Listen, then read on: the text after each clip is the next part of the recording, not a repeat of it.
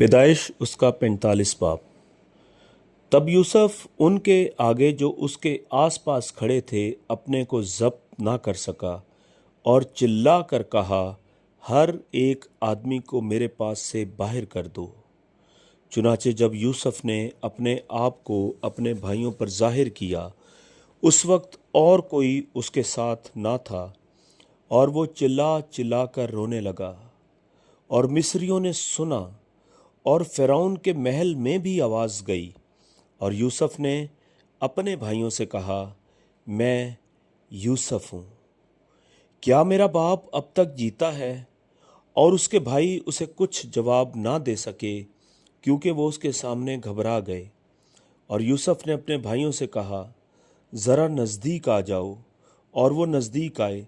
तब उसने कहा, मैं तुम्हारा भाई यूसुफ हूँ, जिसको तुमने बेचकर मिस्र पहुँचवाया। और इस बात से कि तुमने मुझे बेचकर यहाँ पहुँचवाया, ना तो गमगीन हो और ना अपने अपने दिल में परेशान हो, क्योंकि खुदा ने जानों को बचाने के लिए मुझे तुमसे आगे भेजा। इसलिए कि अब 2 बरस से मुल्क में काल है, और अभी 5 बरस और ऐसे हैं जिनमें ना तो हल चलेगा और ना फसल कटेगी। और खुदा ने मुझको तुम्हारे आगे भेजा ताकि तुम्हारा बकिया ज़मीन पर सलामत रखे और तुमको बड़ी रिहाई के वसीला से ज़िंदा रखे।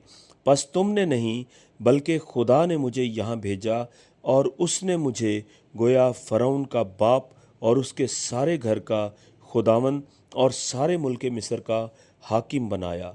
सो तुम जल्द मेरे बाप के पास जाकर उससे कहो, तेरा बेटा यूसुफ यूं कहता है कि खुदा ने मुझको सारे मिस्र का मालिक कर दिया है। तू मेरे पास चला आ, देर ना कर।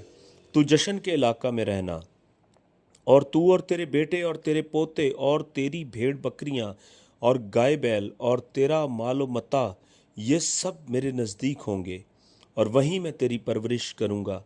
ताना हो कि तुझको और तेरे घराने और तेरे मालो मता को मुफलसी आ दबाए, क्योंकि काल के अभी 5 बरस और हैं। और देखो, तुम्हारी आंखें और मेरे भाई बनियामीन की आंखें देखती हैं कि खुद मेरे मुंह से ये बातें तुम से हो रही हैं, और तुम मेरे बाप से मेरी सारी शान शौकत का जो मुझे मिस्र में हासिल है और जो कुछ तुमने देखा है सब का जिक्र करना। और तुम बहुत जल्द मेरे बाप को यहाँ ले आना।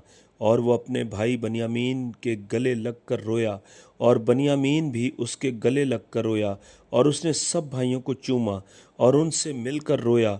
इसके बाद उसके भाई उससे बातें करने लगे, और फ़िरौन के महल में इस बात का जिक्र हुआ कि यूसुफ के भाई आए हैं।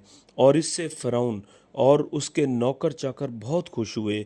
और फ़िरौन ने यूसुफ से कहा कि अपने भाइयों से कह, तुम ये काम करो कि अपने जानवरों को लाद कर मुल्क कनान को चले आओ, और अपने बाप को और अपने अपने घराने को लेकर मेरे पास आ जाओ, और जो कुछ मुल्क मिस्र में अच्छे से अच्छा है वो मैं तुमको दूंगा, और तुम इस मुल्क की उम्दा उम्दा चीज़ें खाना। तुझे हुक्म मिल गया है कि उनसे कहे, तुम ये करो कि अपने बाल बच्चों और अपनी बीवियों के लिए मुल्क मिस्र से अपने साथ गाड़ियां ले जाओ, और अपने बाप को भी साथ लेकर चले आओ। और अपने इस बाप का कुछ अफसोस न करना, क्योंकि मुल्क मिस्र की सब अच्छी चीज़ें तुम्हारे लिए हैं। और इसराइल के बेटों ने ऐसा ही किया, और यूसुफ ने फ़िरौन के हुक्म के मुताबिक उनको गाड़ियां दीं और ज़्यादा राह भी दिया। और उसने उनमें से हर एक को एक एक जोड़ा कपड़ा दिया, लेकिन बनियामीन को चांदी के 300 सिक्के और 5 जोड़े कपड़े दिए। और अपने बाप के लिए उसने ये चीज़ें भेजीं, यानी 10 गधे जो मिस्र की अच्छी चीज़ों से लदे हुए थे, और 10 गधियाँ जो उसके बाप के रास्ता के लिए गला और रोटी और ज़्यादा राह से लदी हुई थीं। चुनाचे उसने अपने भाइयों को रवाना किया, और वो चल पड़े।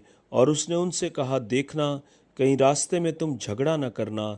और वो मिस्र से रवाना हुए और मुल्क कनान में अपने बाप याकूब के पास पहुँचे, और उससे कहा, यूसुफ अब तक जीता है, और वही सारे मुल्क मिस्र का हाकिम है। और याकूब का दिल धक से रह गया क्योंकि उसने उनका यकीन ना किया। तब उन्होंने उसे वो सब बातें जो यूसुफ ने उनसे कही थी बताईं। और जब उनके बाप याकूब ने वो गाड़ियाँ देख लीं जो यूसुफ ने उसके लाने को भेजी थीं, तब उसकी जान में जान आई। और इसराइल कहने लगा, ये बस है कि मेरा बेटा यूसुफ अब तक जीता है। मैं अपने मरने से पेशतर जाकर उसे देख तो लूँगा। आमीन।